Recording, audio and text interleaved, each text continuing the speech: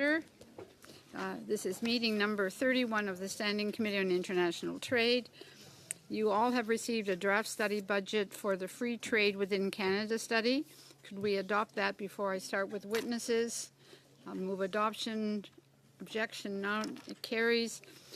Pursuant to Standing Order 1082 and the motion adopted by the committee on Thursday, February 12th, 2026, the committee is commencing its study of free trade within Canada.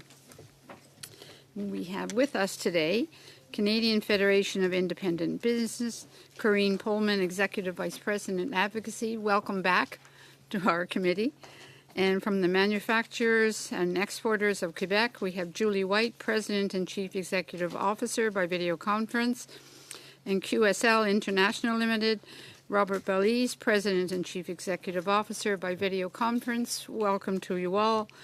We will start with opening remarks. Ms. Pullman, I invite you to give opening remarks of up to 5 minutes, please. Thank you. And thank you for the opportunity to be here today to speak about the state of internal trade in Canada. The Canadian Federation of Independent Business represents more than 103,000 small and medium-sized companies across every sector of the economy and every region of Canada. For our members, internal trade barriers affect their ability to grow, hire, move goods, and compete every single day. Our latest internal trade survey shows that 63% of smaller firms have sold goods or services or purchased goods or services from another province or territory in the past 12 months, with about 3 in 4 stating that they would likely expand to new or additional markets across Canada if internal trade barriers were reduced. CFIP's Interprovincial Trade Report Card from 2025, as well as our progress report from earlier this year, showed that Canada has finally begun to make meaningful headway. In fact, more progress was made in 2025 than in the 8 years following the signing of the Canadian Free Trade Agreement in 2017. Now, governments deserve recognition for that momentum. But our message to you today is straightforward. Small businesses still do not experience Canada as one open domestic market, and much of the recent progress remains uneven, incomplete, and fragile. Let me highlight a few key barriers that remain. First, Canada is still operating as a patchwork of rules rather than a single economy. Mutual recognition has been a major focus, and that is welcome. However, what CFIB hears from business owners is confusion. As of today, mutual recognition may exist in principle, but not consistently in practice. Many provinces have adopted it with different scopes, different exclusions, additional paperwork, and in many cases with reciprocal requirements attached. The result is that a product or service that is legal in one province often still needs to be reapproved in another. From a small business perspective, that's not real mutual recognition. It's old barriers wearing new labels. Second, major sectors that matter most to small businesses remain excluded or are only partially addressed. This includes services, food, alcohol, and labor mobility, which are repeatedly identified in CFIB's research as some of the most persistent and costly internal trade barriers. This includes small business frustrations with differing occupational and health standards and safety equipment, and also for needing to register in multiple worker compensation boards across the country. Alcohol is another clear example. Businesses were told direct-to-consumer shipping would be allowed, yet with the implementation deadline just a month away in May, most provinces have made little visible progress with the exception of Manitoba and New Brunswick. That uncertainty is holding back investment and growth, especially for small producers. Third barrier, labor mobility continues to be undermined by regulatory duplication. Small businesses continue to face delays when hiring across provincial lines because of inconsistent certification requirements, duplicative paperwork, and slow approval processes. CFIB's members tell us this adds time and costs at a moment when skilled labor shortages remain a serious challenge. Internal trade reform will not succeed if workers still face barriers to moving where the jobs are. Finally, there's a lack of clarity and transparency for businesses on the ground. Announcing agreements or signing MOUs is not enough. Small business owners need to know what has changed, when it will change, and how it applies to them. Too often the reforms are announced with no clear timelines, no plain language guidance, and no accountability for results. So what does CFIB believe needs to happen next? First, governments must fully and consistently implement pan-Canadian mutual recognition, without reciprocal conditions and with very limited exceptions. Mutual recognition must be clear, automatic, and enforceable, or it will not deliver results. Second, mutual recognition must be expanded to cover services, food, alcohol, and labor mobility. These are not small issues. They are central to the Canadian small business economy. Third, governments need to publish clear implementation plans, including timelines, sector-by-sector coverage, and practical guidance for businesses. If small businesses cannot see the change, it may as well not exist. And finally, governments must avoid replacing old barriers with new ones. Pilot projects, carve-outs, slow phase-ins risk recreating the same fragmented system that has held Canada back for decades. I think it is well understood that eliminating internal trade barriers is one of the fastest and most effective ways to improve productivity, competitiveness, and economic resilience, and we believe that Canada is closer than ever to achieving genuine free internal trade, but we're really not there yet. What small businesses need is for governments to move from momentum to results and from announcements to implementation so they can start to feel the impacts on the ground and can more easily operate and grow their businesses. Thank you. I look forward to questions. Thank you very much. Ms. White, on to you for up to 5 minutes, please. Merci beaucoup. Thank you very much. First of all, I would like to thank you for giving us the opportunity to present the views of Quebec's manufacturers and exporters on an issue of great relevance to Quebec's manufacturing companies. We are an organization that represents businesses of all sizes from all manufacturing subsectors across the various regions of Quebec. We are a voice for the interests of our members, and we support them in matters relating to workforce, competitiveness, innovation, and exports. MEQ is also a member of Canadian Manufacturers and Exporters, the country's trade and industry association, founded in 1871. Let's not forget that the manufacturing sector is one of the pillars of Quebec's economy, ranking first among all sectors in terms of its share of GDP. It employs more than 501,500 Quebecers. We contribute 12.3% of GDP, account for over 86.1% of our exports, and comprise a total of 13,000 companies. In 2024, the manufacturing sector generated total sales of $219 billion. We are at the heart of economic vitality in many regions of Quebec. Unfortunately, the manufacturing sector is the hardest hit by the trade war. And a recent Desjardins study showed that Quebec was more acutely affected than other provinces. That means that for our members, this is a perfect storm that must be weathered to remain competitive and get through the economic uncertainty. As we face geopolitical upheavals beyond our control, it is vital to focus on the potential solutions that we do control within Canada. We have had several opportunities to discuss some of these solutions, and it is clear that facilitating free trade within Canada is one of them. Let's be clear, this is not a new demand from the business community. For decades, provincial and federal governments across party lines have promised to make progress on this front. Within every crisis lies opportunity, and we must seize the opportunity to resolve this issue.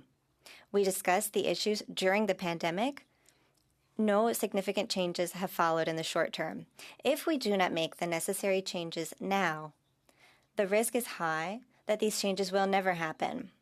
And I will share the comments of my colleague who spoke before that there have been some important changes already, but we do need to continue making them. When we speak to our members about trade-related irritants in Canada, the first one that comes up is transport and the supply chain, and Mr. Bellil will be able to speak to that after me. But this is a major obstacle. We need to get the most out of the opportunities in Canada. For example, all too often, I'm told that it's easier to ship goods to Florida from Quebec than to the prairies. This is due to the availability of road infrastructure, due to regulations for trucking, and the resilience of our rail system, and the fact that the St. Lawrence Great Lakes Corridor is not being optimized. Since the budget, we have seen significant progress on these points, including that the Port of Montreal's Contrecoeur project was designated as a national scale project, and the funds earmarked for port investments, as well as the commitment that was made for a new container terminal in Quebec City. That said, several of the announcements were for projects that have been on the table for years, and these are projects that, if they had been finalized, they could have had very positive impacts in the current economic system. So we must not allow the current commitment to lose momentum. We need to speed up. And now, as for trucking, we reiterate the importance of greater fluidity to reduce transport times. Mutual recognition of regulations would be a good way to achieve this. Quebec has passed a law for the mutual recognition of other provinces' regulations in order to facilitate interprovincial trade. It is not very realistic to think that we can harmonize all regulations across the varied sectors in all of Canada, including because of the very nature of our federation and the uniqueness of different provinces, including French in Quebec. However, recognizing other provinces' regulations should be a feasible step. And mutual recognition is something that must be accelerated. It not only applies to trucking, but also to many other areas of business. We have a lot of food manufacturers in Quebec, and that's a point that's very important. The federal government must play a leading role in this situation to ensure that everyone follows suit. And this is true for regulations and rules across provinces. So today our main recommendation is to speed up action and to continue to invest in the supply chain to ensure that our Quebec manufacturers can better benefit from opportunities across the country. Thank you for listening, and I'll be pleased to answer your questions. Mr. Belize, please, for 5 minutes. Madame la Présidente, chers membres. Madam Chair, distinguished members of the committee, as President and CEO of QSL, I would like to thank you for giving me this privilege of sharing our perspective on the vital role of maritime transport in the Canadian economy and highlighting how our sector is adapting to current challenges and opportunities in the context of interprovincial trade. About the essential role of the maritime transportation in Canada's economy, and more specifically, its importance for interprovincial trade, supply chains, and competitiveness. Maritime transportation is not a niche sector. It's a strategic pillar of our economy. Nearly 80% of the goods Canadians use move by ship at some point in their journey. I'd like to repeat that. 80% of the goods Canadians use at some point move by ship in their journey. While only about 5% of our trade with the United States is carried by marine transportation, half of Canada's total imports and exports rely on marine transportation shipping, whether finished goods, raw materials, or critical industrial inputs, all of which are central to productivity, value creation, and Canada's economic sovereignty. 4 major gateways structure our trade flows in North America: the East Coast, the Pacific Coast, the Gulf of Mexico, and the St. Lawrence River Great Lakes Corridor. These corridors do not move simply goods. They support entire industrial ecosystems across both nations, provinces, and states. QSL is a maritime company based in Quebec, operating in more than 66 port terminals across Canada and the United States, with over 2,000 employees. In Canada, we operate in Quebec, Ontario, New Brunswick, Nova Scotia, and Newfoundland. From this vantage point, we see real time how global economic shifts translate into pressures and opportunities for Canada. We are currently witnessing significant changes across key sectors. Steel volumes have declined at several Canadian ports, reflecting the slowdown in the automotive sector and parts of construction. In contrast, aluminum shipments that once moved by rail to the United States are now shifting modes and sailing to Europe. At that same time, the wind energy sector has experienced strong growth across Ontario, Quebec, and the Atlantic provinces, with components and blades arriving from Europe and from Canadian plants moving across the St. Lawrence River, a strategic corridor of the energy transition, while other wind projects are idling in the eastern United States. The bulk sector, including infrastructure materials and critical minerals, is highly sensitive to geopolitical dynamics, investment cycles, and commodity prices and their fluctuations, with the exception of certain essential goods such as sugar and road salt, which Canadians and Canadian industries rely on daily. The container sector, by contrast, is driven primarily by import and export volumes, with shipping routes shaped by trade flows and terminal handling costs. Maritime transportation plays a critical role across both sectors by offering flexibility and scale. When it operates efficiently, it lowers costs, strengthens supply chains, and delivers tangible benefits for businesses and consumers alike. This brings me to the role of the federal government. The federal government controls several key levers, notably the Canadian port system, border services, and aspects of regulatory framework. It is therefore essential that it be effective in what it already controls. Recent federal programs supporting port infrastructure are welcome and long awaited. The policy direction is correct. The challenge is now execution, and execution must happen faster. The timing could not be better. The maritime sector is currently aligned, mobilized, and supportive of the initiatives underway. This level of alignment across our supply chain is rare and represents a real opportunity to move projects forward efficiently and deliver tangible economic results. However, the lengthy consultation and permitting processes, whether environmental or regulatory, remain a major obstacle. These processes are costly for governments, but even more so for businesses, particularly when timelines stretch over many years. Respecting environmental and regulatory requirements is not in question, but there is clearly room to streamline processes, reduce duplication between federal organizations, but also provincial and public entities, and shorten timelines without compromising standards. Pour illustrer cela, nous avons lancé un projet de terminal à Sorel-Tracy. We launched a terminal project in Sorel-Tracy in 2020. 6 years. 6 years later, it is still under consultation and awaiting approval. One can only imagine. Wrap up in your last 30 seconds, please. Absolutely. Il va de même pour la demande désignée du port. And the same is true of the request to designate the Port of Quebec as an international container port. There are no environmental constraints involved in that project. No public funding would be needed, and it would immediately create a tangible capacity for handling international containers while creating economies of scale and improving productivity.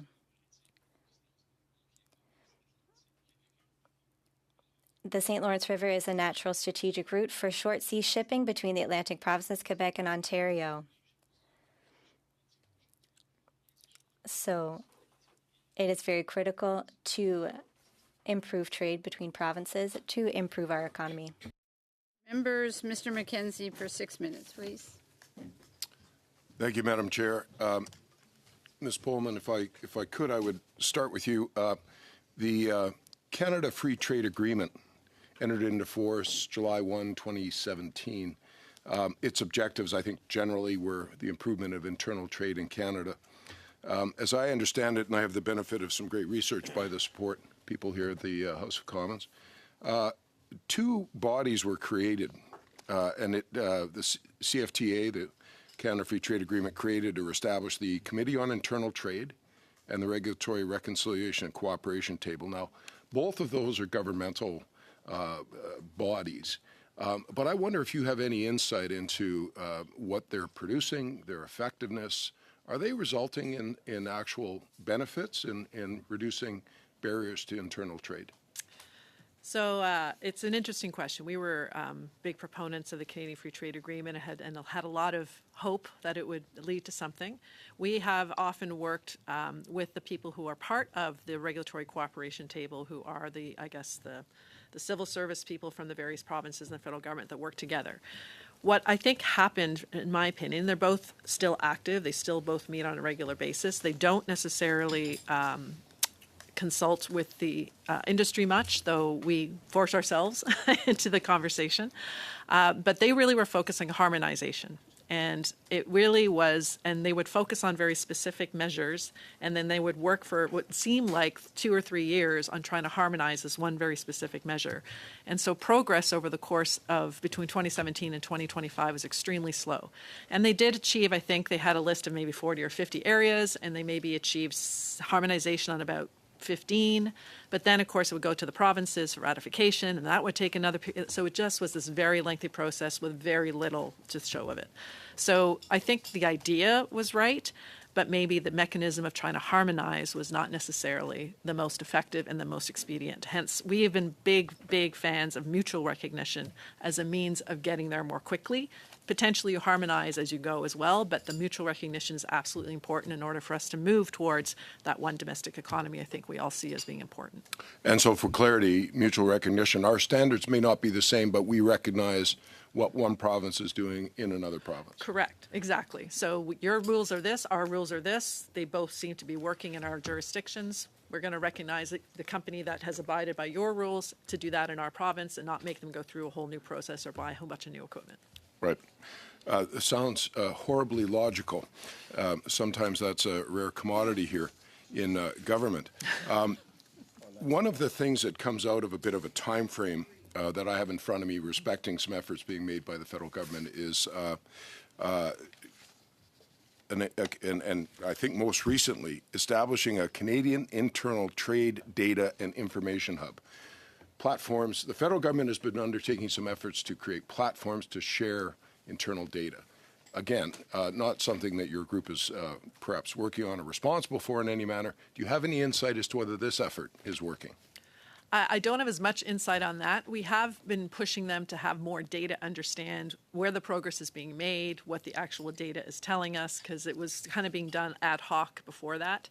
So I think data is what's important to really know if you're making any progress, right? So that was a bit of, I think, why it was established. I don't know how well it's been working or what the data is showing at this point in time, but I think in concept, I think it's not a bad idea. It's as long as it's producing the information on a timely basis and not 2 years old, right? Labor mobility has been a key issue, key barrier to improved internal trade in Canada. Are we seeing progress on that? In particular, last year, the federal government made what I will characterize as another push on this front. Yeah. It's there are improvements. It's one of those things as well that some provinces have made certain changes that have made some improvements in certain sectors. But generally speaking, we still hear about it being an issue. So obviously in the professional realm, it can be a real issue because you have the colleges of each province that have different rules and regulations. And so there has been a little bit of progress here and there in various provinces to reduce some of the timelines. But in addition to that, for example, as a tradesperson, yes, if you're Red Seal, you can work anywhere you want. But if you're in the process of getting trained, your training will look different from province to province. So if you want to move while you're training, you may have to restart all over again. So these are sort of the little things that just cause delays and make it much more difficult for people to move from one place to the other where the jobs may be. I think very often at this committee, the devil is in the details, and that's a perfect example of that. Mr. Belisle, if I could ask you, is your company involved at all in the shipment by tanker of crude oil? Indirectly, because we have the largest shipping agency on the Eastern Seaboard, and so we do have contracts as ship agents for large companies that are in that market. But I'm aware that ships. Crude oil moves by oil tanker from Montreal to Levi, just outside of Quebec City, and that product, as far as I understand it, is refined there. Are you aware of particular safety issues around that? This is an issue of concern for people in my constituency in Calgary, Signal Hill, because, of course, Alberta produces a great deal of crude oil, and we'd like to ship more of it to the West Coast, and safety of maritime shipping is a real concern. So I can speak to 2 points on that, I guess, is one of the companies that does the shipment is a company called Deganye, which I know personally. They're a large customer of ours. And I can tell you that safety is at the absolute forefront on their side. And Valero, who is the refinery that operates, has safety as its absolute forefront as well. So I would say that we're in good hands with those two companies in particular. Okay. Thank you very much. Mr. Fonseca, please. Well, thank you, Madam Chair, and welcome back, Ms. Pullman and the other witnesses. I'm going to paraphrase here, but in your remarks in your opening statement, you mentioned that Canada has accomplished more in this last year in reducing interprovincial trade barriers than over the last 8 years, and that is great to hear. I know this has been a top priority for our government.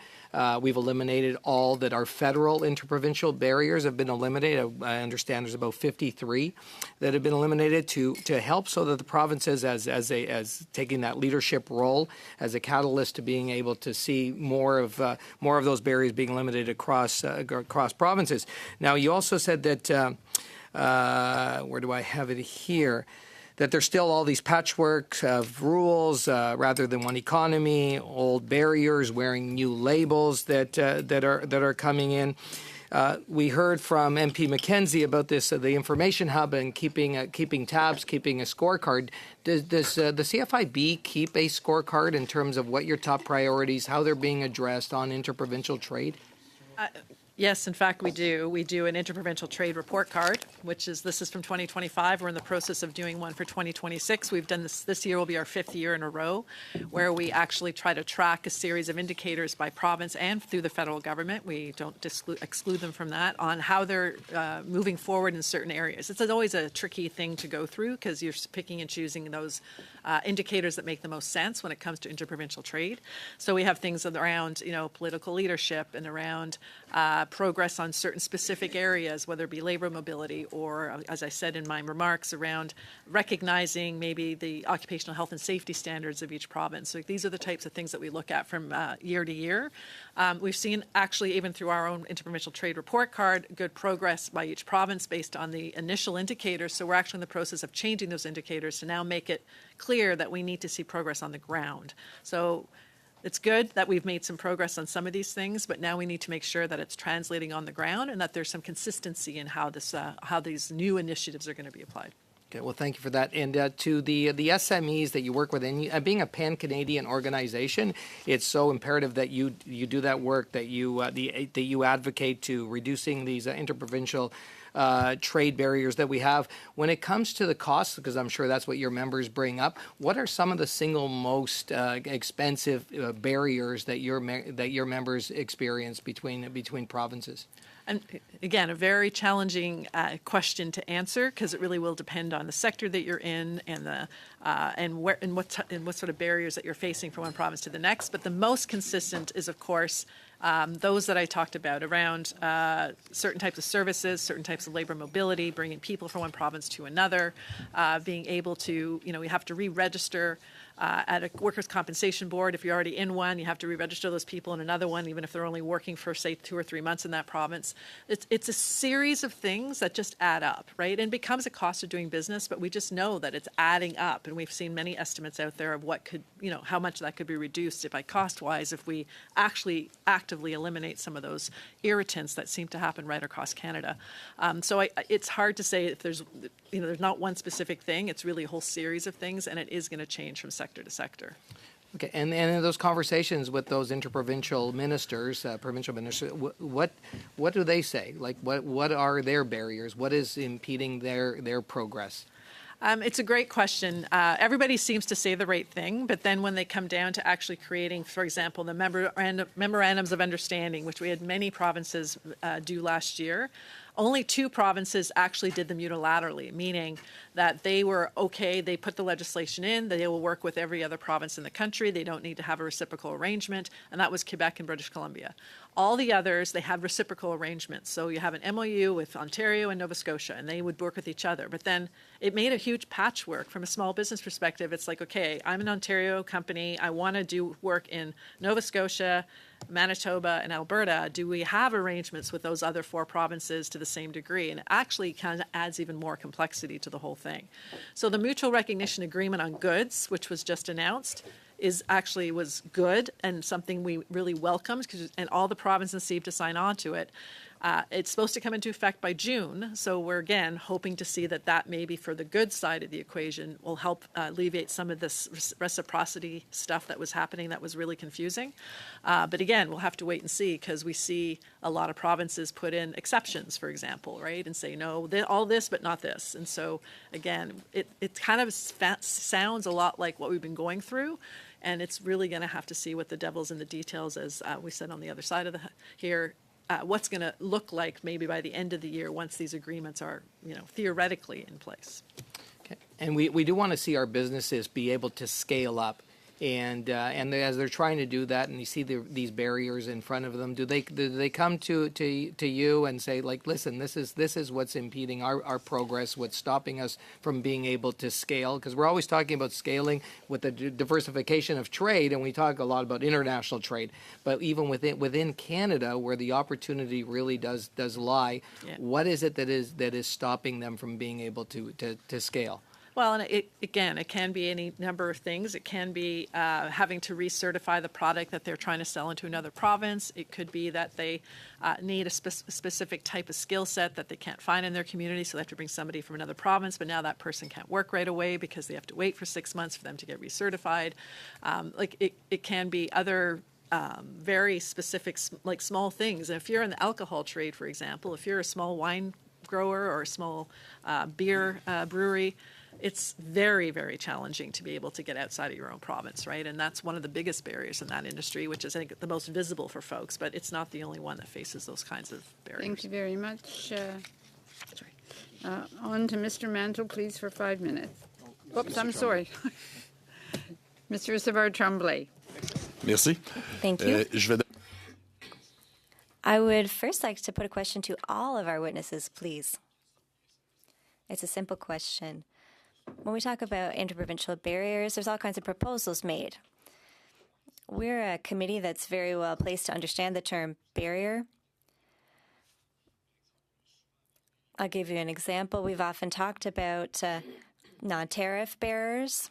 We've talked about tariffs, whether it comes to interprovincial or international trade. But here we're not talking about tariffs. We're talking about policies and other things that limit our trade. We've talked about barriers in Europe or with Europe. It's not because of tariffs there, or it's because that there are health regulations over there. And in Canada, when it comes to European electric vehicles, we have certain limiting regulations. So it's a very general term, but I sympathize with this, and the problem that I have is that I don't want the Quebec model to be damaged. So does everyone here agree that it is perfectly valid for there to be regulations? Because we've often talked about professional workers when it comes to tariff barriers, and the fact that it's perfectly valid for professionals practicing in Quebec to not be obligated to use French in Quebec. Can we get the discussion rolling with that? Perhaps I can begin? Yes, please go ahead. So interprovincial trade barriers is a general, vast topic, and the cooperation from each province is necessary. We each, as provinces, have different concerns. And yes, we need to build a stronger pan-Canadian economy. But we do still need to keep in mind the fact that all different provinces are unique. Yes, there's French in Quebec, but there's all sorts of other unique things about Quebec besides that. So when we talk about mutual recognition, it's very important, and we believe that that is the avenue that we need to take. And when it comes to barriers, yes, there can be ways for professionals to be more agile. It's still a very important issue. For example, engineers. There are lots of engineers working in our manufacturing sector, but other professionals in general aren't always as agile when it comes to getting their credentials recognized. And that is something that goes above and beyond the French language. So lots of things can be done to accelerate overcoming those barriers. But you do agree that knowing French is an obligation that should be preserved. We do not criticize the French language. We recognize that is something unique about Quebec, but that doesn't mean that it's not possible to make it more easy for other professionals to work interprovincially. In fact, this barrier is something very important in this file. Thank you, Mr. Bellil and Ms. Pullman. Yes, I'll go second if that's okay with Ms. Pullman. So when it comes to our business, as I mentioned, the Canadian government works with port authorities, which are present in multiple provinces, and through those provinces we operate, and we have a shared vision to live up to provincial standards. So we have a headquarters in Quebec, and we do adhere to the Office de la langue française, the Quebec French language board. So it is possible to function inside of a system and at the same time be responsible to uphold standards of the stakeholders. Ms. Pullman. Yes. So I would say I very much agree with my colleagues here. For me, in Quebec, we did say limited exceptions. We didn't say no exceptions when it comes to what provinces can do. For me, the language of Quebec is French.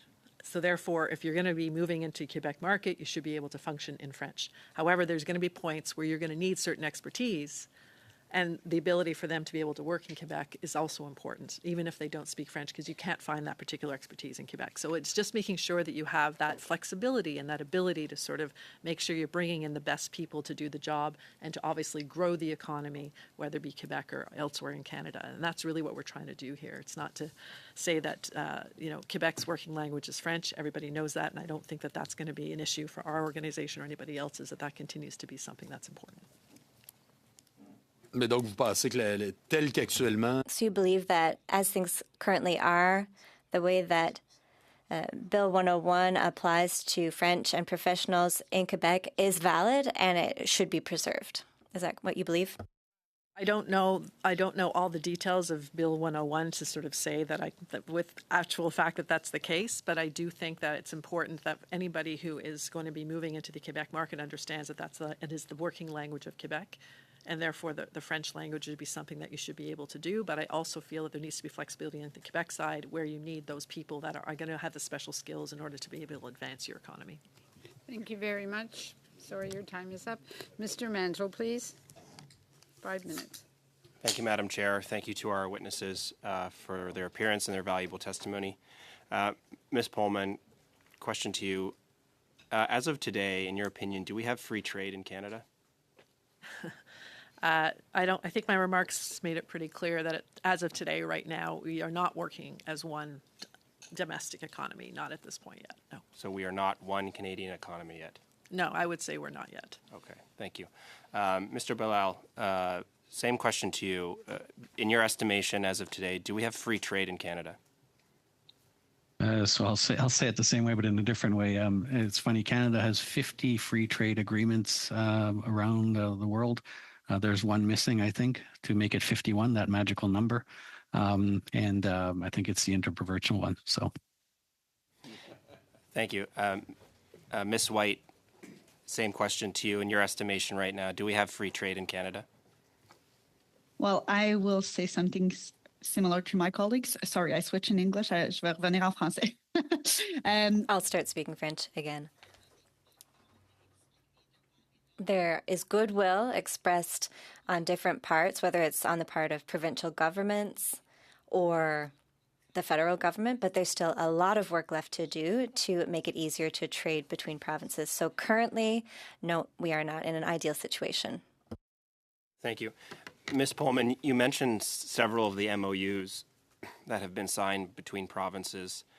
As I understand them, those MOUs are non-binding. Am I correct in that understanding? That is my understanding as well, which is a bit why, for us, there's a lack of accountability here. There is no sort of, if promises aren't fulfilled, there's no accountability for that. Right. So would you be in favor then of more legally binding commitments as between the provinces and between the provinces and the federal government? Yes, I think so.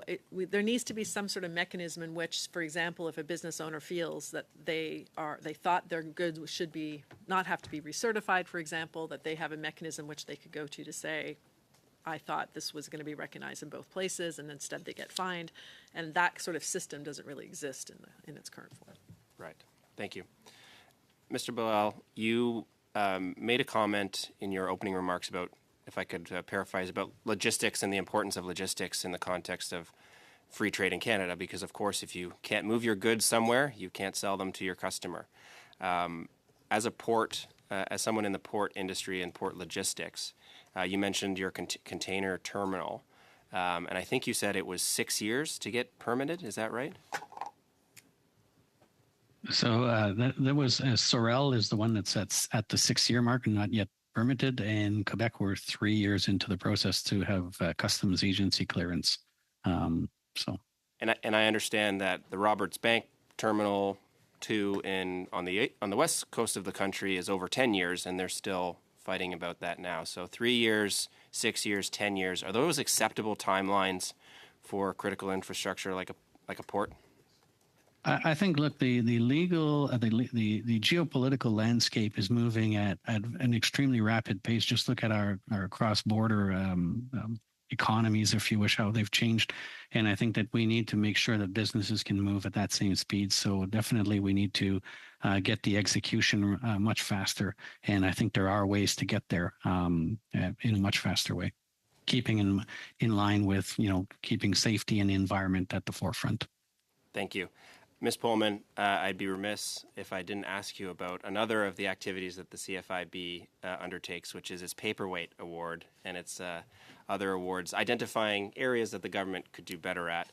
One of the ones that I think you handed out this year was to the CBSA, once again, for its customs and revenue management system. Could you explain why you gave them the Paperweight Award again this year? So CARM, as it's known, I think, by most folks, was implemented in 2025, fully implemented, right when the tariffs were being implemented at the same time. So it just added another layer of complexity to what was already going to be a fairly complex system. As many of you know, it was meant to sort of make things easier for when you're importing products into Canada. However, instead, they ended up changing some of the rules. They made it quite complex to register for the system. They added a security component to it that had never been there before. That was adding costs to small businesses. We continue to get complaints about the difficulty of using the CARM system to this day. And so, yeah, it was a bit of a nightmare scenario when it was fully launched, I think it was last May, right around the time when tariffs were at their peak. Thank you very much. Mr. Navigi, please, 5 minutes. Thank you very much, Chair, and thank you to all the witnesses for attending this very important discussion and your perspectives. Ms. Pullman, I will start with you, and I thank you for testimony and the reports that you generate at CFIB on the state of internal trade is an issue that I've been working on some time.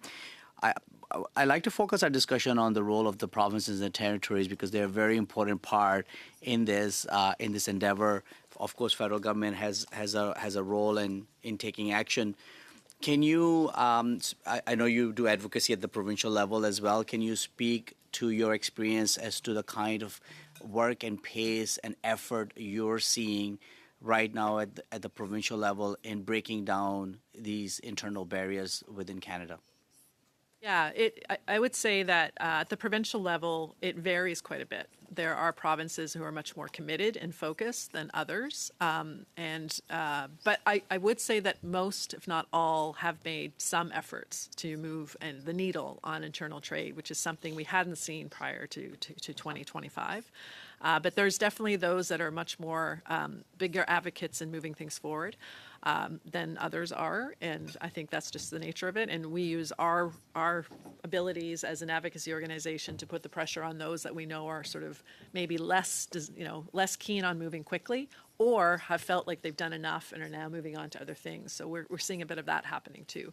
So that's kind of where we're at with the provinces, but we continue to meet with them, and we just, as I said, we're preparing for our next report card, which will come out in July, and we're in the process of meeting all of the provinces.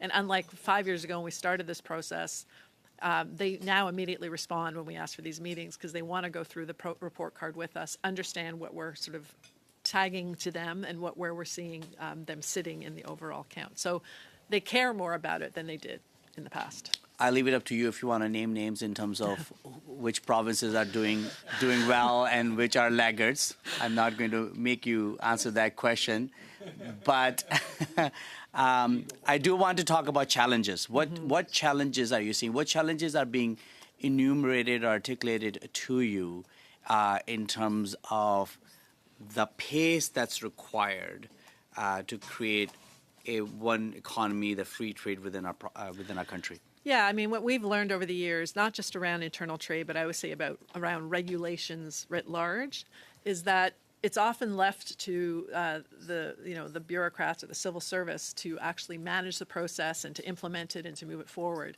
But it actually needs political commitment and political drive to make it actually achievable, because often I find when you leave it just to the civil service, they can get mired down quite a bit because they get focused on very specific things. They get worried about very specific regulations or programs, and it needs that political drive in order for it to continue to move things forward. So that's where it can move, from one province to the next. If the political drive is no longer there, then the momentum sort of tends to slow down, and that's sort of been our experience when it comes to dealing with it. And you did state earlier that you've seen more progress in last 8 months than before. So you would acknowledge that the federal government's leadership and the current government's leadership on this is driving that change.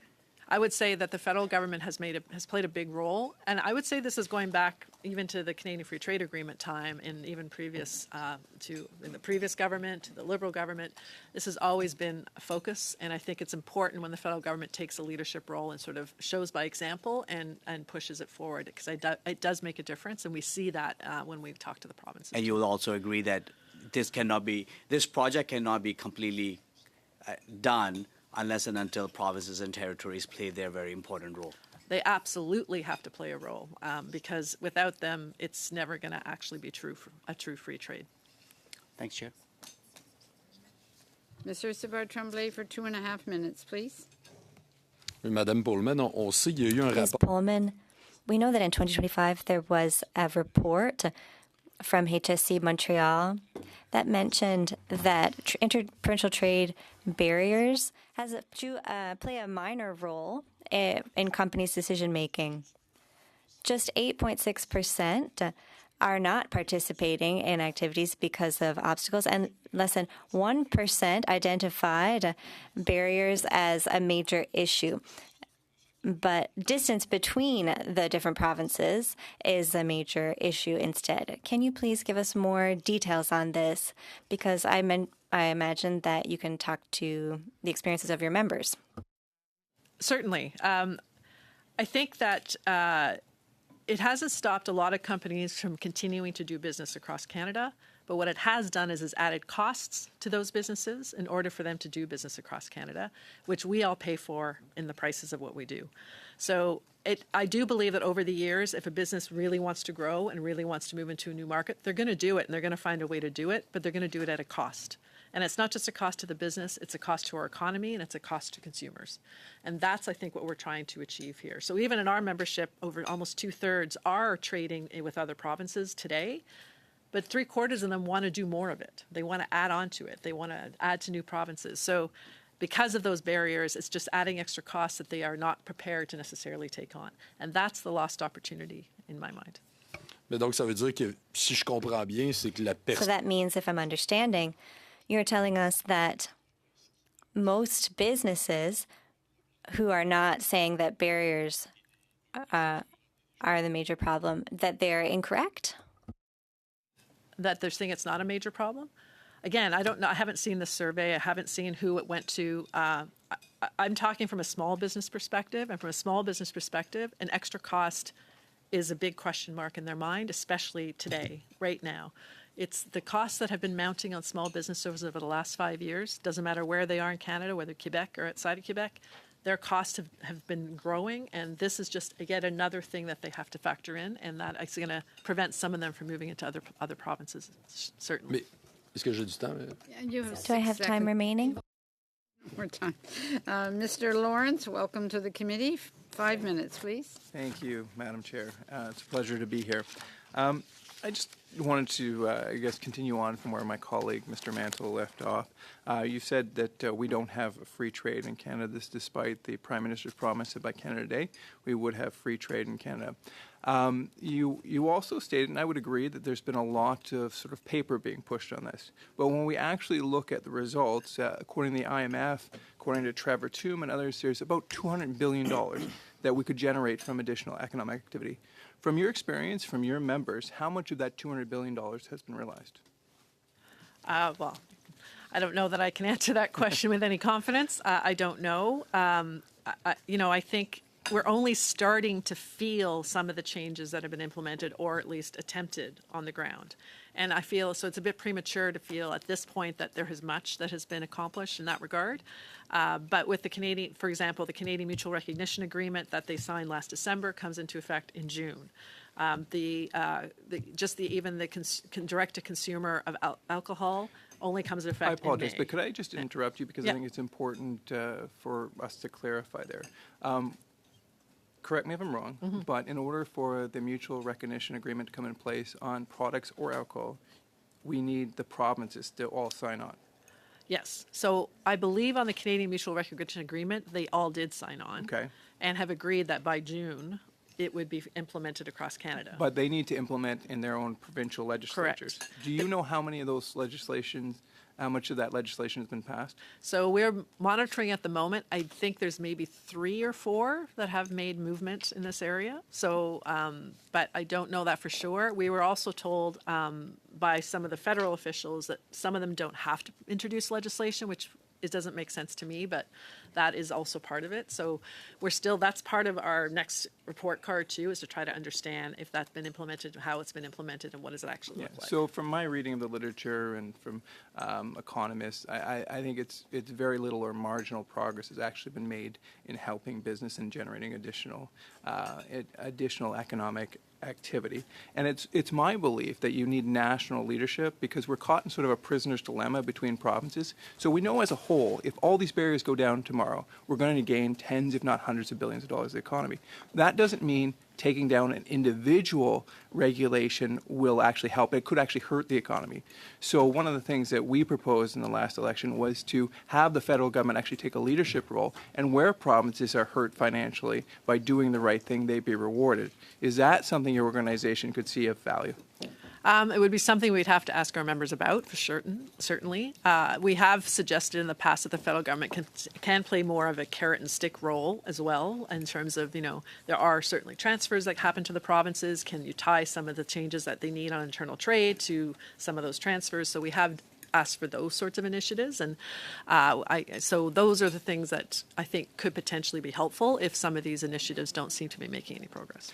Maybe I think I glanced over the first part of the question, though, and maybe I'll just return to that quickly. So do you believe, as I do, that federal leadership is the absolute key here?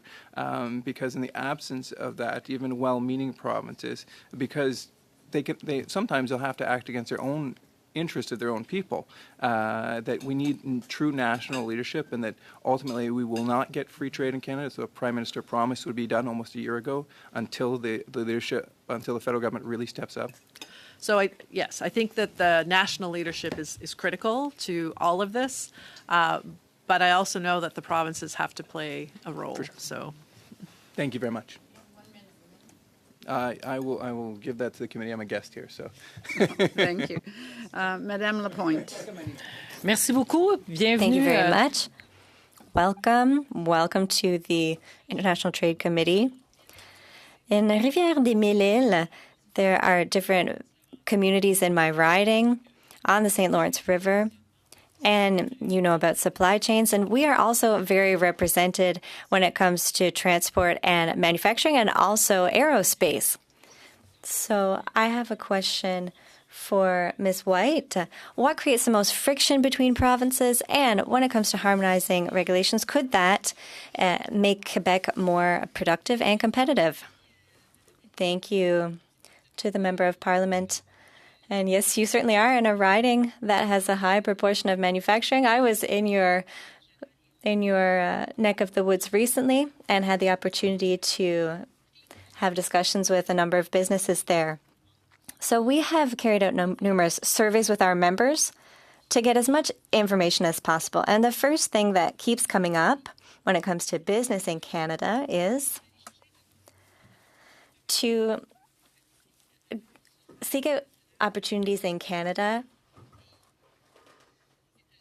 in relation to other countries, especially the United States. We have aerospace, which is an important sector, and other important sectors such as that, where it's harder to do business with another province. So it really depends on the type of production. Some businesses don't necessarily look to internal Canadian markets because of what they offer. So when we look at other businesses which do have the potential to look for opportunities within Canada, the first thing that keeps coming up is logistics when it comes to transport and the facility of the efforts there. When it comes to how much time it takes and how much money it costs, both are important factors when a business is making this decision to develop in one direction or another. This is a business risk if you say, I'm going to do business with Ontario or Manitoba. Cost certainly plays a role. So this is why it's so important to accelerate investments in the supply chain, whether it be the marine supply chain, also work with rail companies, because the rail system is not very resilient in Canada. There have been a lot of delays in recent years with that mode of transport. And also, it's important to facilitate trucking. For our members, what's important is not necessarily harmonizing rules, it's recognizing rules. Why? Because certain businesses are used to operating in one way or another, and they have a strong presence in one province or another. So instead of having just one rule that applies all over Canada, that's not necessarily what we're looking for. We also want this harmonization to happen quickly, and that wouldn't be the way. So if this mutual recognition can happen across all provinces, it would decrease costs, it would decrease time spent adapting to different rules. So yes, it could increase productiveness and also competitiveness for our businesses. I'm not sure if that's clear and answers your question. Yes, that's very clear. Thank you very much. Mr. Bellil, are there quick wins that we can make? When we're talking about harmonizing rules, what could you suggest? Well, I'll answer with 2 points. Infrastructure projects take a long time to get approved. So if we took projects that have been approved and mapped them out, we could do a bit as we do in the industrial side of things, twinning. So you take one project and you say, look at this new project this has been proposed. It meets the same standards as the other, and then it can be approved in an accelerated way. So that could be done in a similar way across provinces. That would be very helpful for improvement when we see what's happening in the markets. Ms. Pullman, I have a question. I just have 30 seconds left still. I have a question for you quickly. Have you looked at other federations and the way that they operate? Because Germany is an example. Would you be able to give us examples of internal trade where it's working better in another country?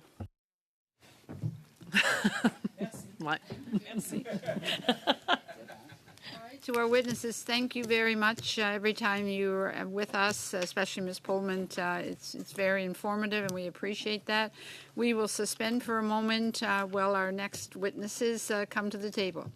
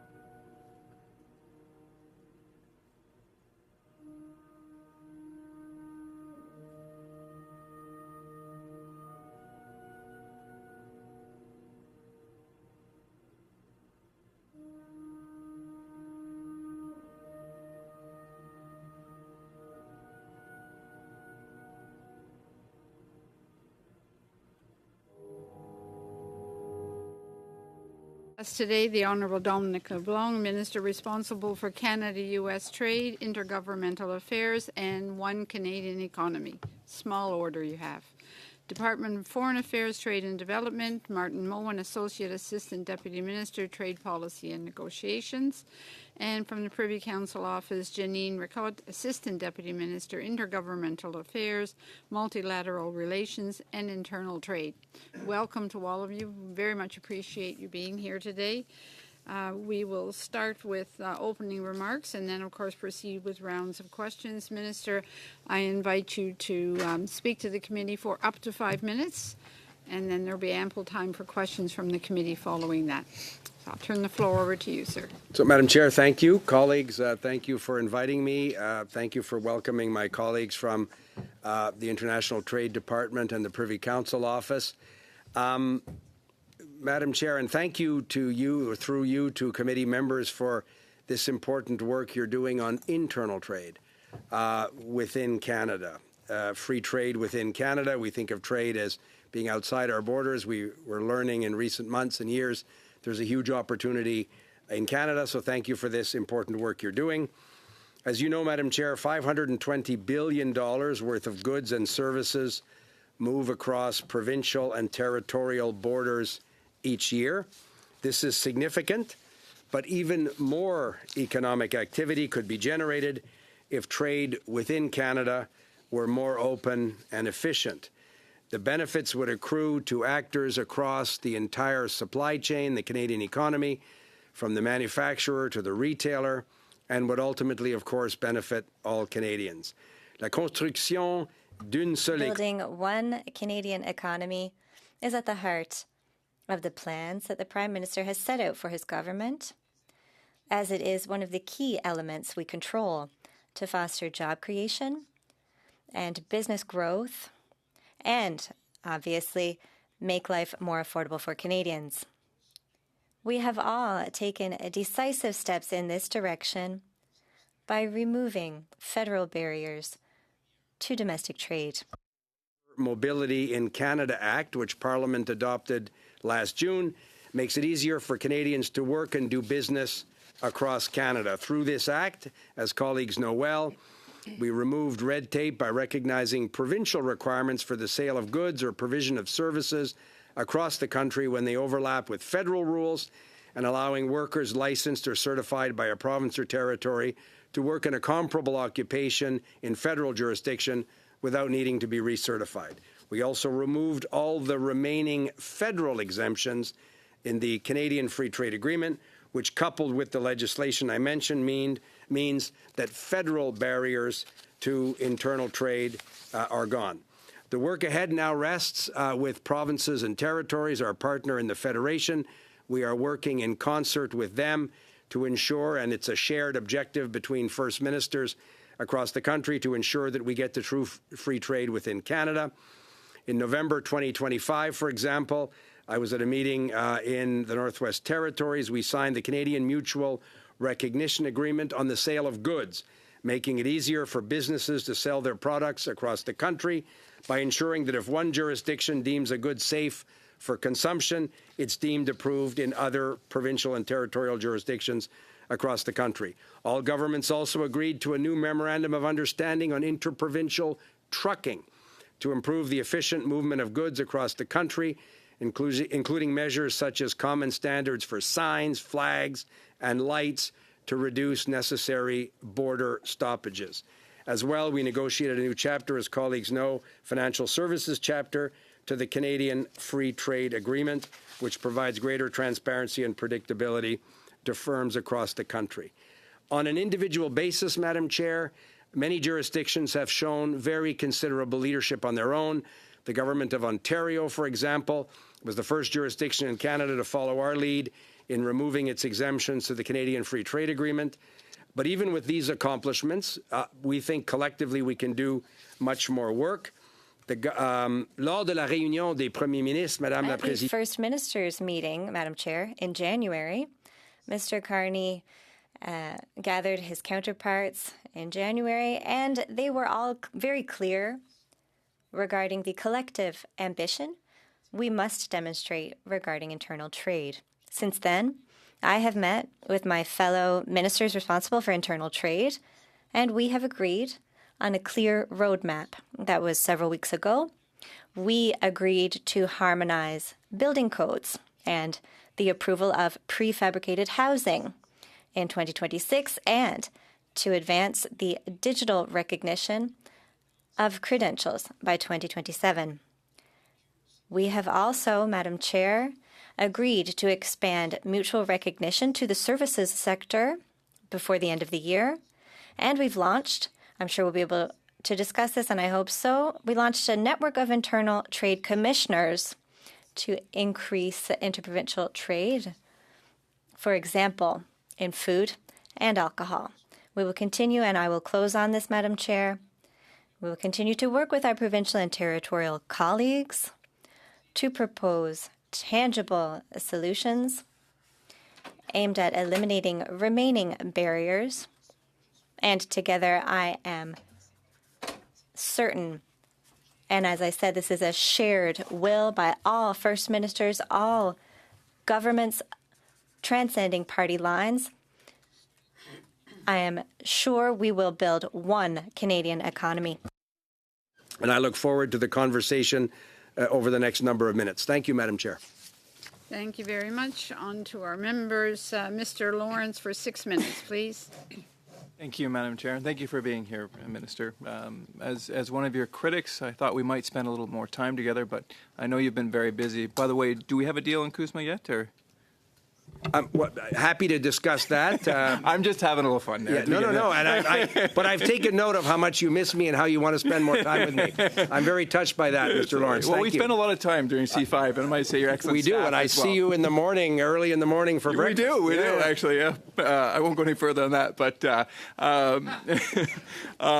in all seriousness, in the dining room of the hotel. Absolutely. Yeah. Let's clarify that. Yeah.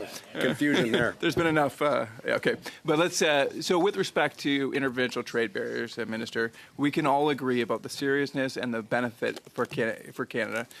Whether it's the IMF or Trevor Tombe, the numbers are in the hundreds of billions of dollars that can be created by eliminating these interprovincial trade barriers. And I would agree with you insofar as saying there's been a lot of paper that has been signed, but it's results that matter at the end of the day.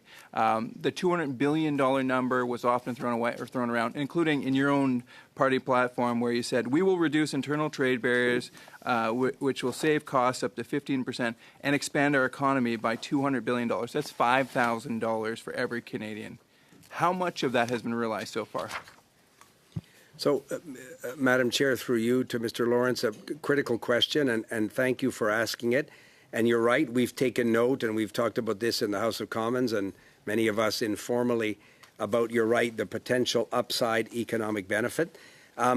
In a federation like ours, obviously we do our part and then work with our provincial and territorial counterparts. There still is more work to be done.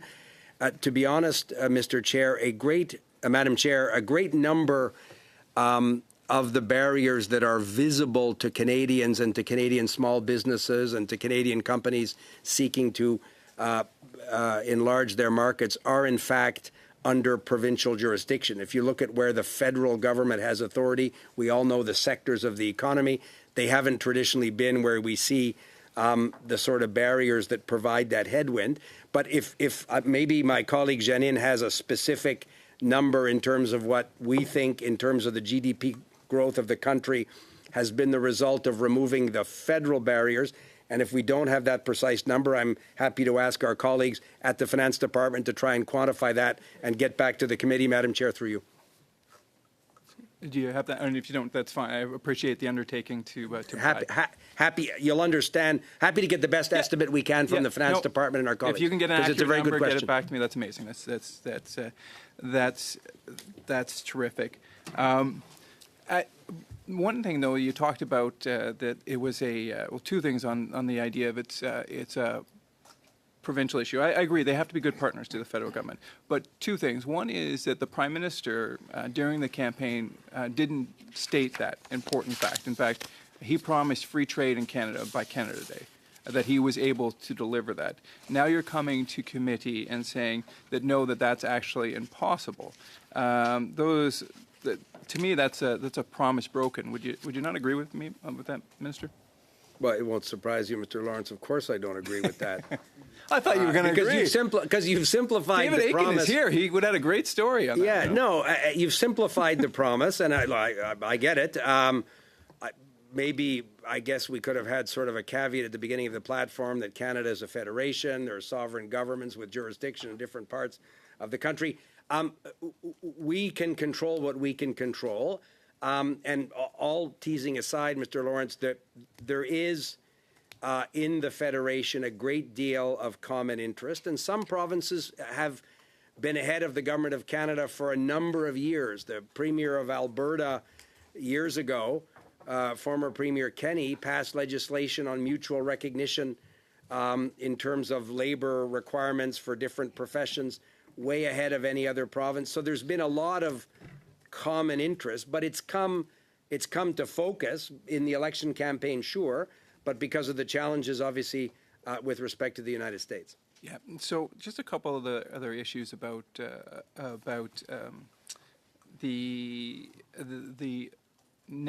requirement for federal leadership, because what can happen is, my belief is that we all know that if all the barriers are put down tomorrow, that the economy will benefit by tens of billions, if not hundreds of billions of dollars. But oftentimes, removing regulations or removing the barriers can actually be against the province's self-interest. And so, would you agree with me, Minister, so far as to say that we really require federal leadership in order to overcome some of the self-interest and rational self-interest, I might add, of the province? So I think a number of your questions a good one, Mr. Lawrence, and I think I would agree that the Government of Canada absolutely has to play a leadership role in the Federation. Two things can be true at the same time. We have to respect the proper provincial jurisdiction in this regard. I have said this to premiers, and I've said it publicly as well. The first 75% of those barriers are the easiest ones to remove. The next 20 are a little harder. And the last 5% will be, to your point, amongst the most difficult politically in provinces big and small. And everybody's thinking now of examples that we all know. But I am encouraged by the courageous leadership of a number of provinces, recognizing, and to hear premiers say that, we need to be our own best customer and we need to have confidence in each other. If your province says this good is safe for sale, then why wouldn't we have faith in one another and trust one another? So the provinces are saying this to one another and publicly. That's why I'm optimistic that the final part can be achieved quickly. But you're right, the last elements will be harder than the first Just tranche. one quick question to end, Mr. Minister. When will we have free trade in Canada? I'll speak to what we can control, and I want to thank the Conservatives for having supported that legislation last June that eliminated federal barriers to free trade in Canada. So we have achieved that by July 1st. Come back to the platform here. We're obviously pleased with our election platform. And Madam Chair, we will continue to show the leadership that Mr. Lawrence indicated to work with our partners in the Federation as quickly as possible. I wish it was all July 1st. We'll control what we can control, and we'll be good partners and encourage and work with the lot of goodwill that's in the Federation to finish the job. Thank you very much. Mr. Lavoie, please, for 6 minutes. Merci, Madame la Présidente. Thank you, Madam Chair. Minister, thank you for being here. Thank you to our witnesses. We're pleased to have you here at the committee. Last spring, at the announcement, my reaction, and that of many, was why hadn't we thought earlier to open that market? This can sound easy, but in reality it's not, for many reasons we know. Today it's nearly a year later, and a question comes to mind. I'd like us to talk in concrete terms. What are the government's concrete initiatives working together with the provinces to encourage businesses to increase trade between provinces? How far have we gotten by now with those initiatives? Merci, Madame la Présidente. Thank you for your question. Through you, Madam Chair. Mr. Lavoie's question is a very good one. I can offer several very concrete examples, and perhaps Janine could chime in. When we were in Yellowknife, the ministers responsible for internal trade at the November meeting 4 or 5 months ago now, an idea came up, the idea of mutual recognition in the sale of goods. And as you said, that is something that should have been done years ago. You are entirely right. I think Canadians were aware of it. And it's not because of delays. It's like Mr. Lawrence said, over the years, different jurisdictions, for totally valid reasons within their jurisdictions, established by and by a set of rules, and that ended up creating headwinds for us in internal trade. Now, that was very important what we did for the sale of goods. And then we tackled services.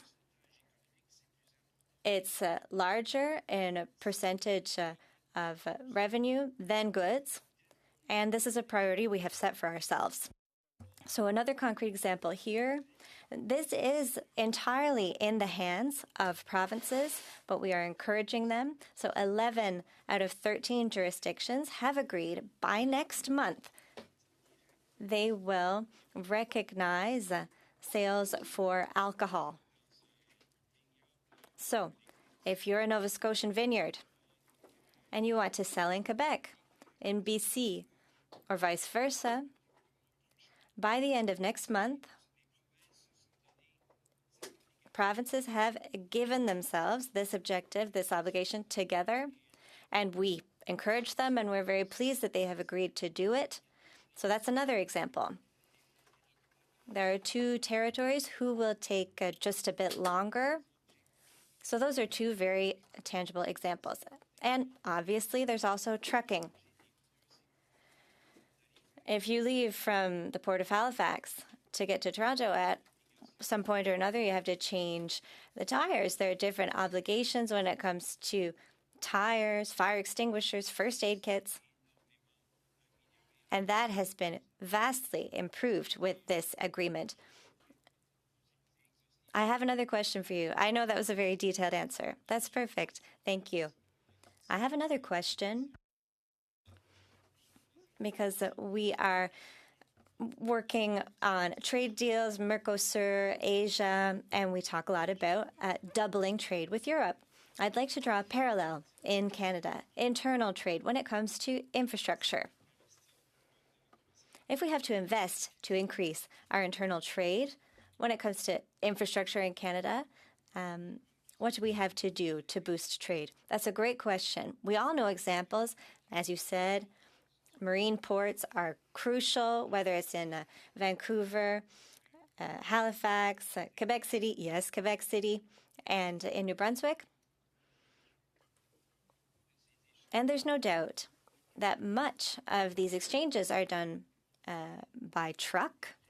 So ground transport, the highway system, it's very important. Newfoundland, if you're doing trade with Newfoundland, obviously ferries are essential. Having a ferry system that allows this trade. When we reduced from $50 to $20 the cost of crossing over from my province to the province of Prince Edward Island, it had a direct impact and was advantageous for Prince Edward Islanders or people from other provinces who wanted to exchange goods. And rail systems also remain. I'm not an expert, but I've attended numerous meetings where major rail companies talk to us about their intramodal terminals. There are huge ports in Winnipeg. My colleague talked to us about inland ports. So that is infrastructure that could help road transport or rail transport to be more efficient. Also, making it possible to it could make it possible to finish a job in 2 days rather than 2 weeks. And it's beneficial to internal trade. Thank you. Mr. Savard-Tremblay for 6 minutes. Merci, Madame la Présidente. Thank you, Madam Chair. Thank you, Minister, Ms. Richo, Mr. Moen. Thank you for being here. So obstacles exist. I think everyone agrees with that. It's illegal to have tariff barriers, however, and there are none between provinces. But the word barrier, it can be used all over the place. It can be used in any program in regard to any regulation. It can be bad, but it's also valid when it comes to provincial jurisdictions. So in your case, I know that you yourself are a francophone, so the French language is important to you. We often talk about professional credentials when we talk about barriers between provincial trade. So can we talk about the importance of the French language as established by the government of Quebec as it applies to professionals working in Quebec? Madame la Présidente, à Madam travers... Chair, through you, excellent question, Mr. Savard-Tremblay. I want to clarify because of the way you asked the question. I can assure you that at no time in any agreement that we have participated in or will participate in, or in our conversations with the government of Quebec, will we override their jurisdiction, which, yes, you're right, needs to protect the French language. We will do nothing to diminish the importance of the French language. So the answer to your question is yes, if you were asking, are we committed to our Quebec partners? And to ensure that other provinces do nothing to diminish the Quebec government's ability to act as it needs to. The answer is absolutely yes. I believe I was present when Mr. Carney said the same to Mr. Legault just a few months ago. So there's no need to worry. We share your opinion. So this is in respecting the uniqueness of Quebec. So when it comes to Quebec and free trade with Canada, you agree on the importance of that. And your government, if I'm understanding, the logic is that the government of Canada would negotiate a free trade agreement with the nation of Quebec. Okay, so now you want us to talk about all sorts of hypotheses. Of course. Okay, I get it. So I'm sure you'll understand that I'm not interested in getting into that unless, you know, as a sovereignist, as you are an independentist,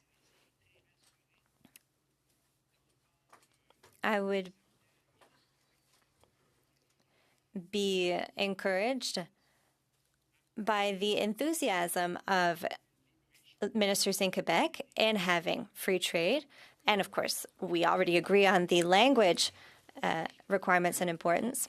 Quebec has been a leader in buying Canadian, in ensuring that Quebec products can be sold in other regions and vice versa. In all the conversations I have had, the Quebec government has been a leader when it comes to free trade within Canada. So maybe I've just answered your question. If they're so enthusiastic, we don't need to change anything when it comes to the Constitution. Well, I've already said about you that you're one of the ministers, one of the only ministers who answer clearly, and today you're really letting me down, Minister. But that's such a hypothetical question. But you're telling me that even Jacques Parizeau's government at the time when in 1995 when we signed that trade agreement, so you're telling me that there wouldn't be another agreement negotiated. Okay, I have 30 seconds. I'd like to ask another question. I do have 30 seconds, don't I, Madam Chair? So I would like to ask you, are there any consequences that you anticipate? So when there's a free trade agreement, the same thing happens. There are businesses that benefit from barriers in spite of it all. So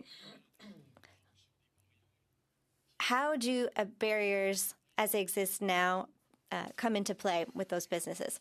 That is a very good question. I don't want to presume who your witnesses might be. That would be a very good question to ask to provincial trade experts. Because in the private sector, Mr. Savard-Tremblay, if I decide to do a call for tender to purchase an ambulance for a small Atlantic province, and the provider who wins the tender is a Quebec provider, and we have a local company that employs 80 people in a city in Atlantic Canada that manufactures those ambulances, but before it would have been closed, X province would have made the purchase from X other province. There you can clearly see the type of political and economic outcome that there would have been for those businesses.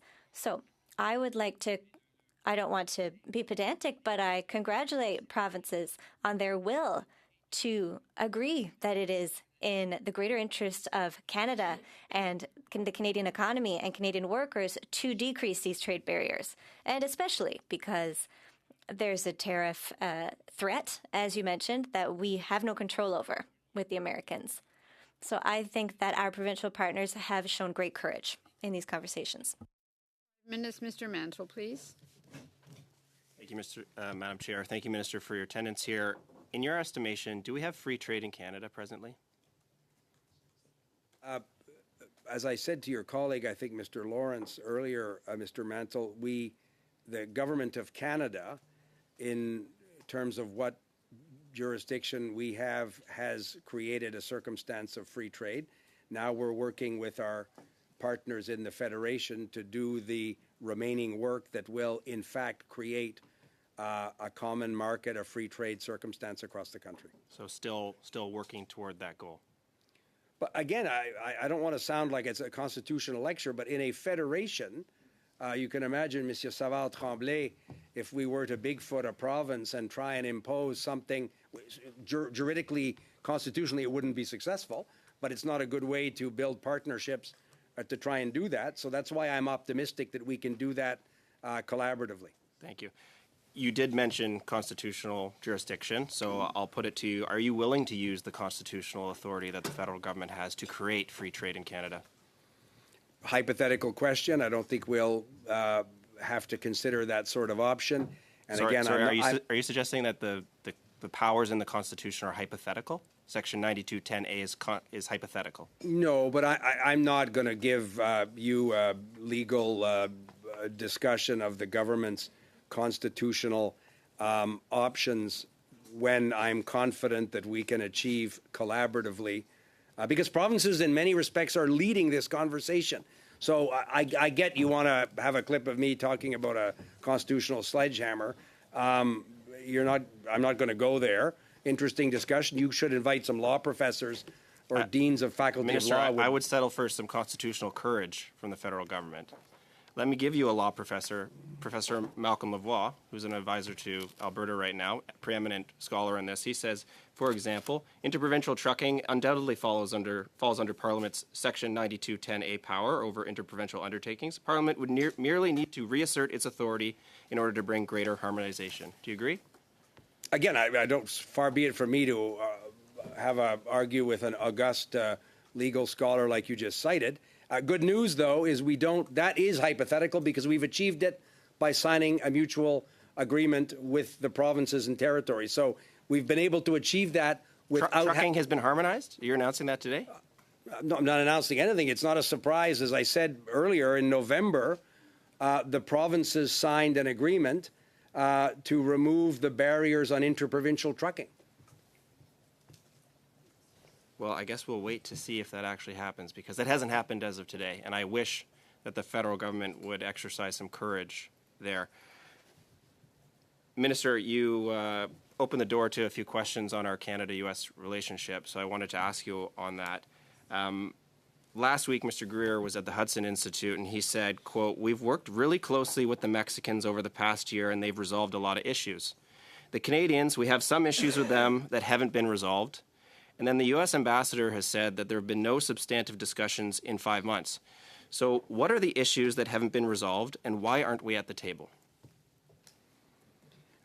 So, Madam Chair, through you, I disagree with, I think, two premises of the question. We are at the table. You disagree with Mr. Greer?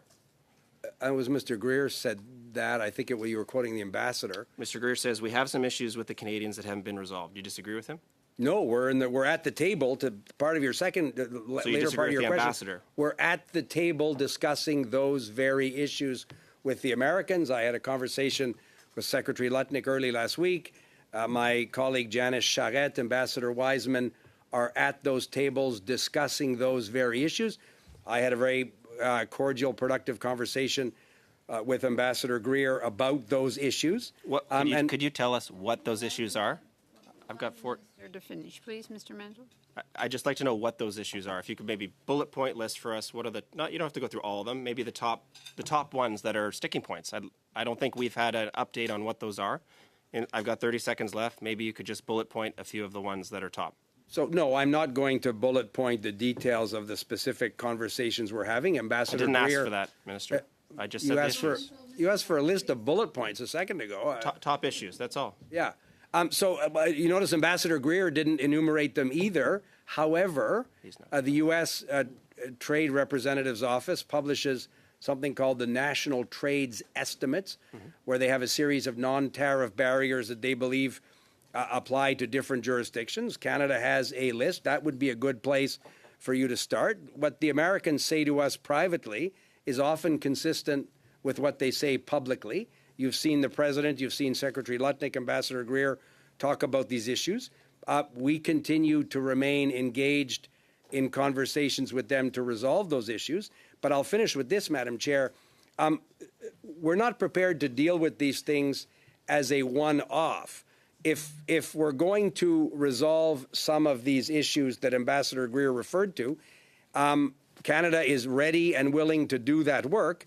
But as part of a deal, a larger agreement that brings relief to sectors of the Canadian economy that are under considerable pressure now and brings greater certainty around the USMCA or CUSMA review process. So we're not dealing with your point list as one-offs, but as part of a larger agreement. Canada is absolutely ready to do that work. Thank you very much, Minister. Madame Lavoie, please, for 5 minutes. Qui? Vous avez le droit de recommencer. I'm sorry. I'll give you a chance to say that again. Non. On est rendu là. On est assis un à côté de l'autre, mais partez pas de rumeurs. Let's not get any rumors started. But in Quebec, we don't change our name if we get married. So welcome, Minister. Welcome to you both as well to the committee. It's so interesting talking about this, building one Canadian economy. And it took a crisis in the South for us to not do this earlier. And it woke us up. I want to refer to something that you mentioned earlier. It's a network for internal trade commissioners. And I have a lot of manufacturing in my riding. I'd like to hear you speak to this. Madam Chair, through you, Ms. Lapointe, thank you for the question. You raised two questions. Yes, I did mention this in my opening remarks. It's good news. The First Ministers held a meeting at the end of January with Mr. Carney, and they decided to establish a network of internal trade commissioners. So if we traveled abroad, Mr. McKenzie and myself were together in Mexico at one stage, and we saw the extraordinary work being done by Martin's colleagues in our embassies and to support Canadian businesses to diversify their markets and to seek other economies and other business partners outside of Canada. And many provinces, by the way, are also making such efforts. They have very well-oiled services, and I was impressed when I was in Mexico a month and a half ago to see it. So for the reasons that you probably rightly set out in your question, Ms. Lapointe, we probably never said to regional development agencies in Canada, like DEC in your province, and there's also one in the Atlantic, ACOA, and in all the regions. We have never had that conversation regarding how we can help businesses, for example, Atlantic Canadian businesses, how we can help them improve their sales, their clients, their business opportunities, for example, in Quebec or in the rest of Canada. I'm sure you might know better than I do, but there's a trade show, I'm not sure of the French term, in Montreal, which brings together agri-food partners and industries from all across Canada. It happens at the beginning of May. Inaudible for the interpreter. That's right, at the beginning of May in Montreal. And ACOA in the Atlantic, the RDA for the Atlantic region, is now coming up with an event to bring Atlantic stakeholders to Montreal and to do exactly as we do abroad, but do that between Canadian regions to raise awareness all across the country.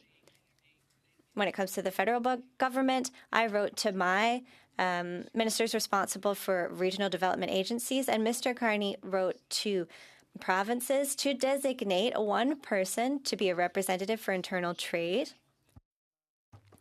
and to liaise with federal regional development. And there is extraordinary work being done. And if you are interested, Madam Chair, we could certainly find someone who can give better examples than I just gave. It's very encouraging to see it, and provinces and territories were very enthusiastic. Thank you very much. And yes, you mentioned a huge forum in Montreal where people from all across the world are invited. So why couldn't we do the same for agri-food? You know, in the riding where I live, we talk about Aliments Saint-Hubert and different businesses, Plaisir Gastronomique. What about McCain's? We do purchase from the Maritimes. But yes, Saint-Hubert Foods and all these companies that I mentioned are all from my riding. So we're doing a lot. Yes, I have often eaten at the Saint-Hubert restaurant. And it all comes from Boisbriand in my riding. So it's important for us to sell that all across Canada, not just in Quebec. So you referenced trade delegates, and we often hear from witnesses here that it's important to raise awareness abroad. But as you say, we can do this within Canada. So if that is possible, please go ahead. I encourage you to do so, and I would love for products from my riding to be sold right across Canada. That's true, Ms. Lapointe, and it would be a pleasure for me to organize something, if you would be interested, where experts could come to the committee and explain just what we are working on. For 2.5 minutes, please. C'est court. Alors, That's not much time. So could you comment on the unanimous motion from the National Assembly that condemned last year the will to create one Canadian economy? Could you remind me? There are often unanimous consent motions at the Quebec National Assembly, isn't that right? Can you remind me? It was about a year ago. It was in March or April. The Quebec National Assembly spoke out against what was happening at that time. I think it was during the election, and they were against creating one Canadian economy instead of 13. No, I don't have much to comment on in regards to that. As I said, we met with Quebec ministers. I saw Mr. Legault alongside Mr. Carney, and there is a great deal of will. I was encouraged to see that Quebec was a leader in efforts to diversify trade in Canada. Yes, because Quebec has always been a free trade nation, and we were at the forefront in the 80s in that debate, of course. But we don't want our unique nature to disappear. So we can talk about something else. There have been studies and surveys with businesses regarding regulation, and it was found that regulation wasn't the major barrier. It was rather geographic distance that was the main barrier. Can you comment on that? On that, you are absolutely right. this remains an issue. I know, for example, that I was in discussions with the Premier of BC, who wants to pursue major projects purchasing Canadian steel or aluminum. And the cost of moving those products from Quebec out west was often higher than, for example, the cost of importing from outside of Canada. And that is why Mr. Carney and my colleague Mélanie Joly and Minister Champagne announced programs specifically to recognize the fact that the cost should not be so unreasonable as to prevent a Canadian good from being purchased because just because of geographic distances and products can be very heavy. I'm not an expert, but I can picture a rail car full of steel and how expensive it would be to transport that from Quebec to Vancouver. So I know that the Government of Canada is helping these businesses to trade. I think we're doing so. Thank you, Madam Chair. Good day, Minister. It's a pleasure to have you here today. I'm going to ask you to put on your other hat. You also work on trade with the United States. My region is involved in many sectors and businesses in North America. You seem to be having a good time here today, but businesses are really not having a good time.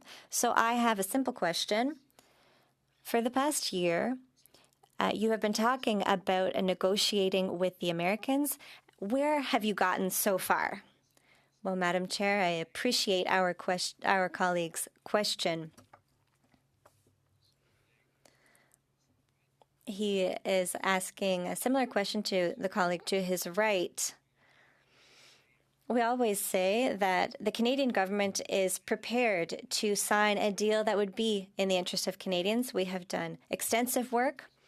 We are continually working on consulting businesses, unions, and so forth. As you know, this work is ongoing. At a certain time, last fall, for example, you mentioned steel. Well, last fall, we were close to improving the situation for our steel and aluminum producers. And it would have been possible to export more to the United States. But the Americans decided to put a halt on those negotiations.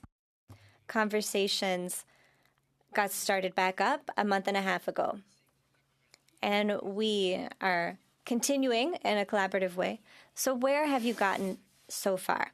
We have gotten to doing the work that needs to be done. So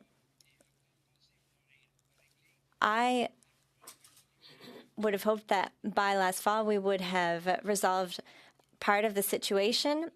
Now we're back around the table to do the work. Is it moving forward? So is it going forward? When will this be resolved? Because we're up against a wall. Yes, I understand. And yes, it is moving forward. I can assure you of that. And we're not just in contact with the Americans. Things are also moving forward with our counterparts in Mexico. Mr.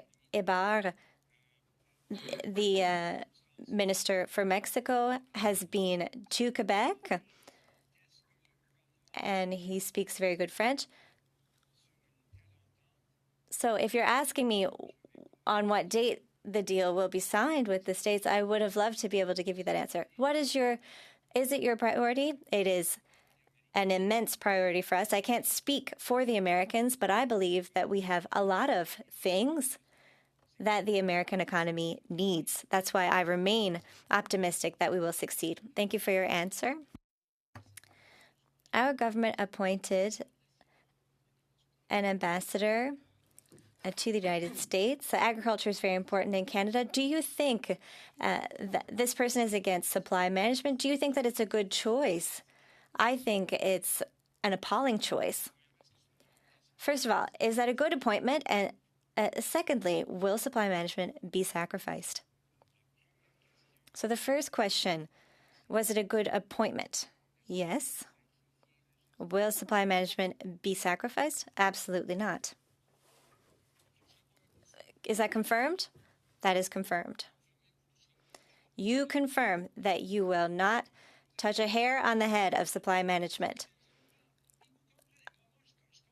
I understand. I was also an MP in the opposition, so I understand your job and I respect it. The Prime Minister decided to appoint Mr. Wiseman.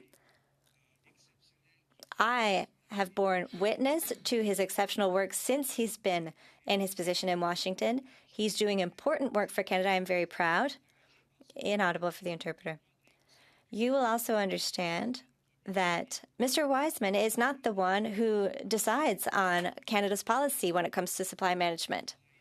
In Parliament, a bill was unanimously adopted by all political parties. I'm sure that Mr. Wiseman was aware of that and also made himself aware of the instructions from his boss, my boss, who directed him that we will not be negotiating supply management. So, Mr. Wiseman does effective, efficient work. So that's what I have to say about protecting supply management. Thank you. Very much, Chair, for acknowledging me. Minister, welcome back. Always good to see you. I want to go back to the aim of this study, why you're here, which is to talk about internal trade and the work that is being taken up by both the federal government and the provinces.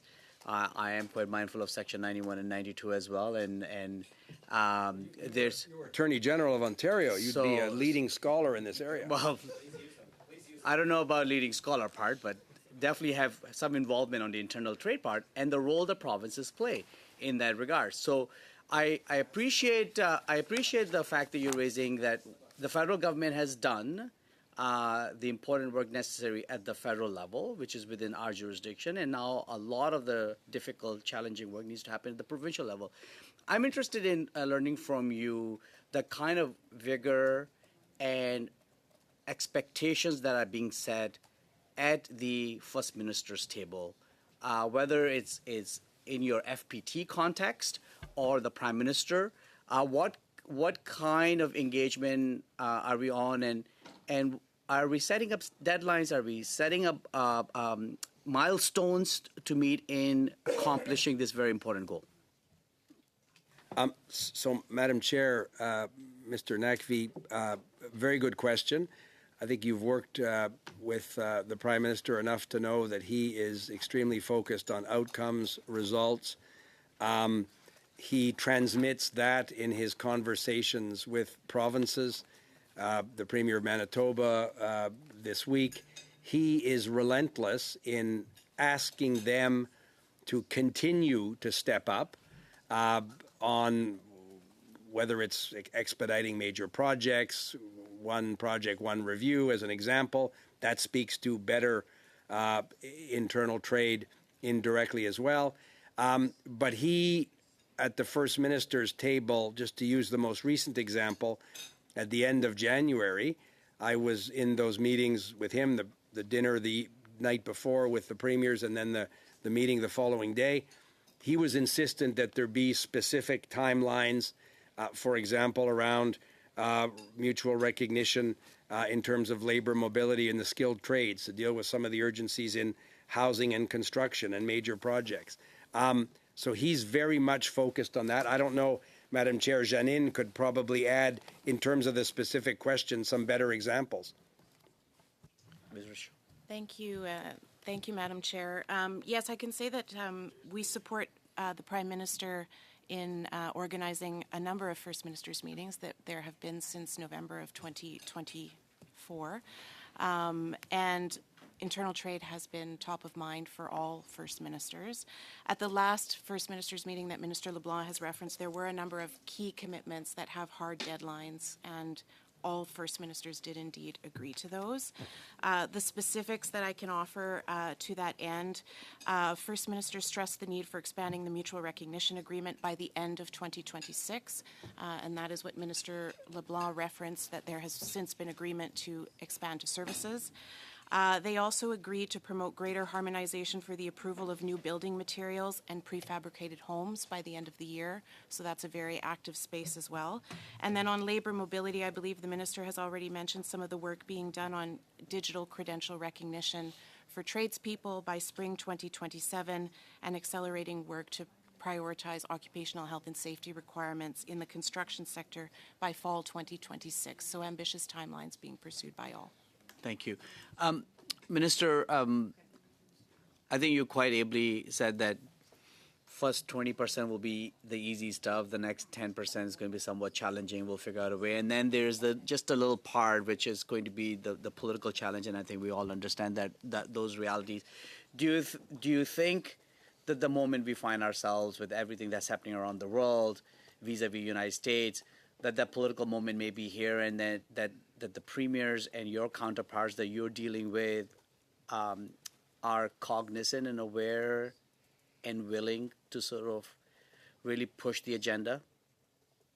Madam Chair, very directly, Mr. Nagvi, absolutely. And if you think about 11 out of 13 jurisdictions agreeing to allow direct-to-consumer alcohol sales by the end of next month, in a few weeks from now, and enthusiastically and happily agreeing with each other and in front of everybody that was an imperative. Think how hard it's been, and think of the different provincial monopolies that have existed for decades.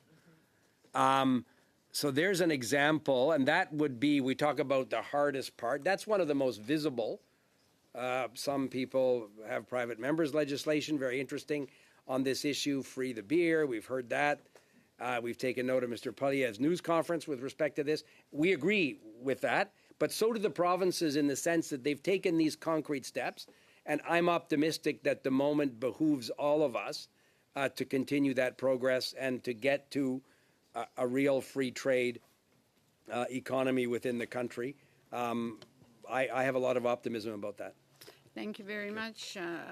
Given the fact that we did start a few minutes late, Minister, and we're so happy to have you here, we've got a minute over to Mr. Chambers, and a minute can go over to this side, and half a minute over to Mr. Tremblay. Go ahead, Mr. Thank Chambers. you. Minister, there seems to be a mistaken impression or a narrative that a member of Parliament, in order to serve their country, has to serve on the government side of the House. If I could leave you with some inspiration, I'm wondering why the government hasn't taken upon itself to strike an all-party committee, similar as they do to NSICOP, allow members of Parliament from all parties to join, that could assist the government in its negotiations with the Americans in order to bring this deal to a more quicker resolution. A more quicker resolution, the speed of the resolution is not only in the hands of the Government of Canada or Canadians. So you'll understand, we're always interested, Mr. Chambers, in working with parliamentarians. I've had conversations with a number of your colleagues that I thought were very constructive. And your leader, when he traveled in the United States, was also very constructive in this regard. I think we should be happy as parliamentarians by this shared purpose. I don't think we need another structure to do the work that Canadian industry expects us to do.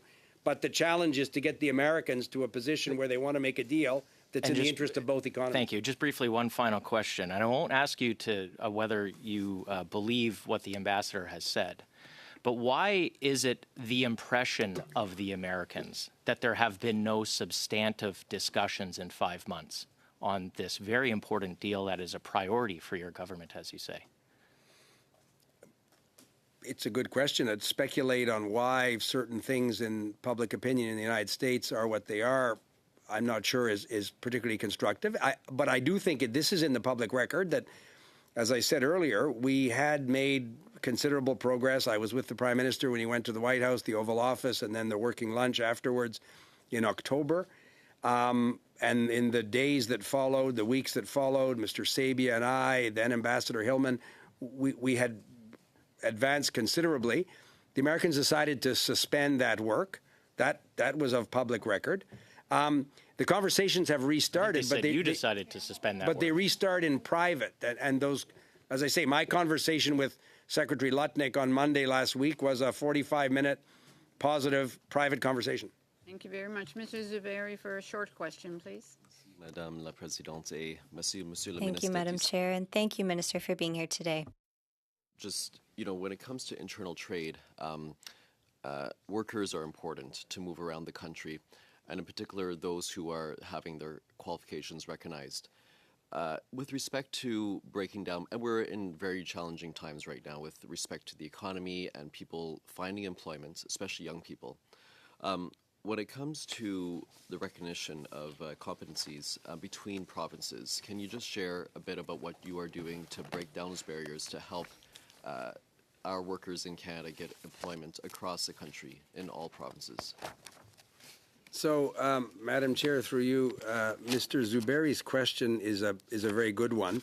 At a time when, whether it's major projects or housing, we all understand some of the acute challenges around availability of housing supply. It speaks to the cost of housing. Labor mobility in regulated sectors across the country will be critical. The provinces, as Madame Richat mentioned, have committed to, and some provinces have advanced on their own. I mentioned Alberta previously, very considerably in terms of the mutual recognition of, for example, skilled trade. So if we want to build the port at Contrecoeur in Montreal, we want to do LNG projects on the West Coast, pick your major project, or we want to build residential housing developments, big and small, in communities big and small across the country. Access to skilled labor, critical challenge. A lot of skilled labor workers in Atlantic Canada earn their living in Western Canada and other parts of the country. The faster and the more seamless is the recognition, the high standard recognition of their competencies. We had a conversation with provincial ministers around things like, for example, harmonizing high standards around workplace safety, avoiding falls when you're working on scaffolding or with heavy equipment at heights. Different provinces have different regulations. Some may be more effective than others. The provinces themselves are saying, you know what, instead of forcing somebody to take a third course in workplace safety with respect to a particular issue, if we had common standards and common training, and the Government of Canada would be very happy to help the provinces achieve that as an example. So are you making some advances in that regard? Very much so. Okay, thank you. A very short question, Oui. Mr. Sabar. On va essayer dans la mesure du possible. Yes, I'll try to be as brief as possible. So barriers in trade between provinces, that was in C5, that was adopted in June of last year.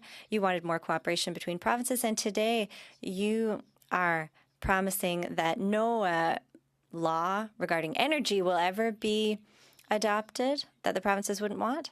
Well, a bill regarding energy that's very vague, that's another hypothetical question. But I can tell you that from my conversations with different regions, and I think you're worried about one certain jurisdiction, but I think that the Prime Minister has been very clear in his remarks that the goal is to work with our provincial, territorial, and Indigenous partners. And I'm not going to speculate about a hypothesis. We're not talking about an energy bill, but what if there was a pipeline and a certain province says we don't want it to cross our territory? Well, then we would work together with provinces to make sure things didn't get to that point. Point of clarification, Minister, you will recall back in 2003, Prime Minister Keaton appointed me to chair an urban task force, and one of the key recommendations was the elimination of interprovincial barriers.